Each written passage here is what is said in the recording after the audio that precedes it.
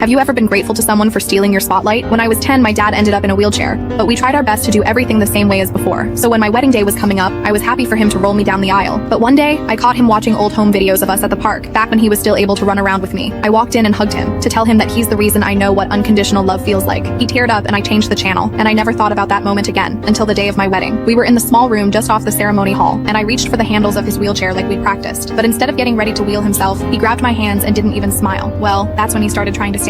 My heart dropped because the aisle was at least 50 feet, and he hadn't walked more than 10 since the accident. The room went silent, and all the eyes shifted from me to him. When he stood up, I looked at him, and that's when he finally smiled and said, "Just trust me." Turns out he'd been in intense physical therapy for over a year, all for my big day. I thought I'd be the one holding him up, but honestly, I think he was holding me. By the time we made it down the aisle, half of the audience were in tears and blowing their noses. He stole the spotlight that day, and we now have this incredible inside joke for the rest of our lives together. Have you ever been grateful to someone for stealing your spotlight? When I was 10, my dad ended up in a wheelchair, but we tried our best to do everything the same way as before. So when my wedding